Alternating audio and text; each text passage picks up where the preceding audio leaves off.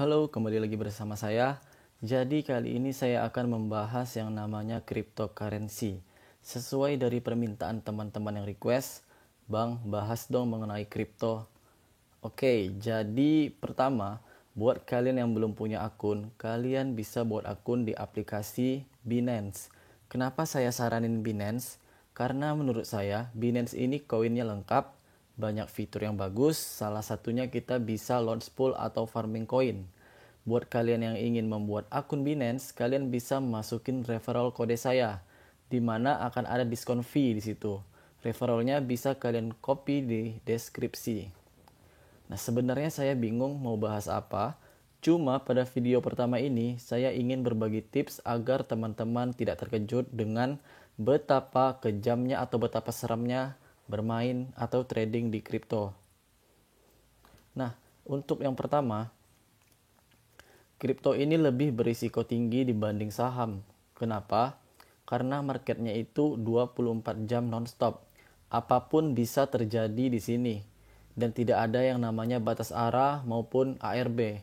Jadi buat teman-teman, dari saham yang beralih ke kripto ataupun yang baru saja join ke kripto untuk pertama kali, kalian harus kuat mental. Bisa saja nih, buruknya, kalian baru entry dan berselang 1 jam kemudian, kalian udah dibanting sama market. Maka yang harus kalian lakukan yang pertama itu adalah jangan panik, tetap pantau situasi. Maksudnya pantau situasi marketnya, terus cari penyebabnya dan putuskan jalan yang terbaik. Yang kedua, sama seperti saham, kalian harus menentukan trading plan kalian. Apakah kalian mau fast trade atau investasi? Apabila kalian ingin fast trade, kalian bisa pilih marketnya yang pergerakan candlenya itu tidak volatil alias tidak bergejolak, atau candlenya itu tidak panjang-panjang. Maka dengan itu, kalian akan lebih mudah untuk menganalisis menggunakan metode yang kalian punya. Jadi, gimana dong dengan investasi? Nah, kalian itu harus melihat fundamentalnya dan minimal harus tahu apa visi dan misi dari koin tersebut. Jika kalian sudah yakin, misalnya nih, kalian udah pilih koin A, kalian entry dan suatu saat mungkin dibanting. Nah, kalian itu nggak usah panik. Kenapa? Kan kalian sudah tahu latar belakang koinnya. Jadi ya menurut saya kalian tetap yakin aja, tetap optimis aja dengan koin yang sudah kalian pilih. Seperti itu. Dan yang ketiga ini juga nggak kalah pentingnya, minimal teman-teman harus pandai menganalisis market gitu. Setidaknya untuk arah pergerakan marketnya. Apakah market tersebut lagi downtrend ataukah lagi uptrend. Seperti itu. Terkhusus untuk tips nomor 3, minimal kalian harus pandai menganalisis market biar tahu pergerakan market itu apakah lagi naik ataukah lagi turun gitu kan. Nah, di sini saya bakal memberitahu indikator-indikator apa aja yang bisa digunakan pada aplikasi Binance. Nah, kalau yang di sini ini time frame waktunya dari 1 menit hingga 1 bulan. Di sini bisa kalian pilih, terserah mau yang mana. Terus di sini ada indikator MA, EMA, Bollinger Bands, MACD, RSI, KDJ. Nah, semua indikator itu berfungsi untuk mengetahui arah pergerakan market. Jadi bebas kalian mau pakai yang mana nyamannya aja gitu kan. Kalau saya pribadi, saya biasanya itu kalau untuk fast trade, saya biasanya itu menggunakan time frame waktu yang 1 menit. Biar pergerakannya itu lebih detail gitu kan, lebih nampak. Nah, terus kalau untuk MA-nya ini, saya menggunakan MA yang sama terhadap saya analisis saham saya kemarin gitu. Saya menggunakan SMA 9 dan SMA 41. Kenapa? Karena menurut saya MA 9 dan 41 ini cocok dengan analisis yang sudah saya terapin sebelum-sebelumnya gitu. Nah, kalian bisa aja nih, misalnya kalian udah nyaman dengan MA 10, 20, dan 50 atau 100, kalian bisa juga pakai yang itu gitu. Pokoknya semua tergantung dari nyamannya kalian aja. Yang kedua itu ada EMA. EMA itu saya menggunakan EMA 41 sama kayak MA tadi, terserah kalian mau menggunakan angka berapa. Pokoknya nyaman kalian aja. Di sini ada Bollinger Bands, di sini ada MACD, di sini ada RSI, di sini ada KDJ. Nah, di sini saya akan menjelaskan Beberapa indikator penting yang sering saya gunakan. Yang pertama itu ada indikator MA atau Simple Moving Average. Jadi, fungsi dari indikator MA ini, Simple Moving Average atau Moving Average, adalah untuk menentukan apakah market tersebut lagi dalam kondisi downtrend ataukah lagi berada pada kondisi uptrend. Seperti itu. Nah, di sini kan saya menggunakan MA9 dan MA41. Kapan dia downtrend, kapan dia uptrend? Nah, seperti ini. Dia itu akan mengalami yang namanya itu uptrend apabila MA9 garis yang berwarna kuning ini menembus dari bawah daripada garis yang berwarna ungu atau MA41. Maka market bisa dikatakan akan downtrend dalam time frame tertentu. Misalnya kalian dalam time frame 1 menit. Ya udah berarti uptrendnya itu dalam time frame 1 menit gitu. Kalau misalnya dalam 15 menit, tinggal kalian ubah marketnya ke dalam 15 menit, kalian atur lagi MA-nya. Nah, kalian lihat lagi, oh ya, berarti kalau misalnya pada market BNB USDT, nah di sini marketnya itu dalam time frame 15 menit sedang mengalami yang namanya downtrend. Kenapa? Karena MA9 yang saya gunakan ini berada di bawah daripada garis yang berwarna ungu atau MA41. Nah, setidaknya itu kalian tahu marketnya ini kondisinya seperti apa, seperti itu. Kalau misalnya kita lihat dalam satu hari. Nah, kalau di dalam satu hari, di sini pada market BNB USDT, ini masih tergolong strong uptrend. Kenapa? Karena candlestick-nya ini masih berada di atas daripada garis yang berwarna kuning atau MA9-nya. Jika di saham, di sini ibaratnya mungkin MA5 dan warning pertama itu ada di MA20-nya. Nah, sedangkan ini masih jauh dari SMA9 yang saya gunakan. Makanya saya berpendapat bahwa market BNB USDT ini masih tergolong strong uptrend dan ini hanyalah koreksi wajarnya aja gitu.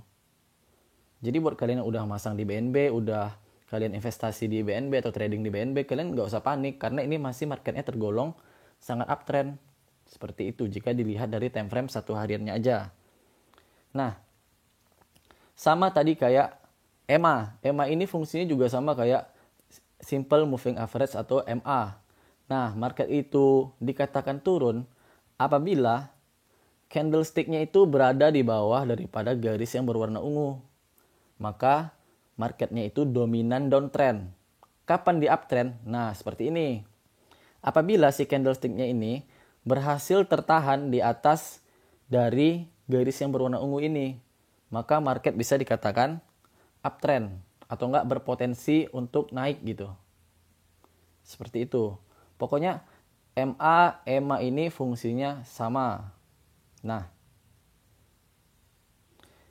kalau Bollinger Bands di sini kalau yang saya terapin di Bollinger Bands di sini saya untuk serok menyerok di sini saya pakai.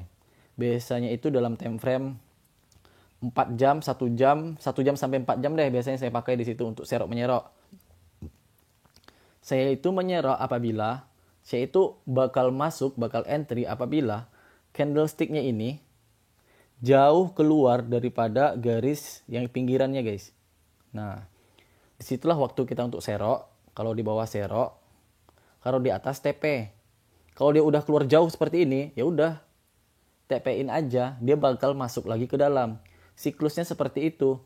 Nah, si Bollinger Bands ini ibaratnya itu anak sungai. Ini pinggirannya, ini aliran sungainya. Nah, candle itu harusnya berada di dalam aliran sungai. Kalau dia udah keluar, dia akan mencoba masuk lagi ke dalam Bollinger Bands-nya seperti ini. Udah keluar, udah keluar, udah keluar, udah keluar, udah keluar. Nah, dia bakal masuk lagi ke dalam Bollinger Bands-nya. Terus ada indikator tambahan atau indikator yang bisa dikombo gitu kan. Kalau saya biasanya menggunakan indikator MA dan indikator MACD. Kenapa MACD? Karena menurut saya ini juga cocok ya untuk menemukan kapan kita harus open posisi buy atau kapan kita harus open posisi sell gitu kan. Nah, bisa dilihat fungsi MACD itu sama semuanya. Apabila terjadi persilangan antara garis kuning dan pink ini, maka itu adalah golden cross. Bersilangnya garis kuning menembus dari bawah daripada garis yang berwarna pink, maka itu disebut dengan golden cross. Berarti itulah saat yang tepat untuk kalian open posisi buy. Seperti ini. Nah, ini saat yang tepat untuk kalian open posisi buy. Dalam time frame 1 menit gitu kan. Nah, ini sama juga. Jadi saya biasanya menggunakan combo ini, MA dan MACD. Seperti itu. Terus kalau untuk KDJ, nah di sini nih yang saya tangkap dari KDJ ini adalah kita itu dikasih signal buy, apabila pada KDJ ini kan terdapat 3 garis nih. Ada garis ungu, ada garis kuning, dan ada garis warna pink. Iya kan? Nah, kita itu dikasih kode apabila pada KDJ ini garis ungunya itu berada di atas daripada kedua garis yang lainnya, yaitu garis pink dan garis kuning. Nah, kita udah dikasih signal untuk open posisi buy. Nah, di sini kita udah bisa buy nih di candle yang tinggi ini. Maka marketnya akan naik. Seperti itu. Kalau RSI sama juga. Ini RSI ini lebih ke jenuh apa tidak marketnya. Seperti itu. Apabila dia udah mentok ke bawah seperti ini, dia akan mencoba naik. Artinya dia udah jenuh turun, dia naik lagi. Kalau dia udah naik seperti ini, nah dia bakal turun lagi. Maka candlenya itu juga mengikut. Seperti itu. Tapi yang sering saya gunakan di sini adalah MA, MACD, dan Bollinger Bands. Itu yang paling sering saya gunakan. Nah, jadi kalau buat teman-teman, mana yang cocok bagi teman-teman aja, terus setelan nilainya itu mana yang cocok juga bagi teman-teman, kalian bisa komboin di sini. Indikatornya lumayan lengkap. Nah, apabila kalian ingin yang lengkap lagi biar bisa kalian tarik garis horizontal, Fibonacci dan lain sebagainya, kalian bisa buka di aplikasi TradingView gitu. Pokoknya tinggal cari aja, misalnya BNB USDT. Nah, misalnya kalian cari BNB aja, ntar keluar di sudut kanannya itu kripto. Nah, maka pilihlah yang itu. Marketnya bakal sama kok. Nah, sekian dulu video dari saya. Semoga ini bermanfaat bagi teman-teman. Ini adalah analisis paling sederhana yang gampang untuk memperkirakan arah pergerakan market. Lebih dan kurang saya mohon maaf. Sekali lagi, terima kasih.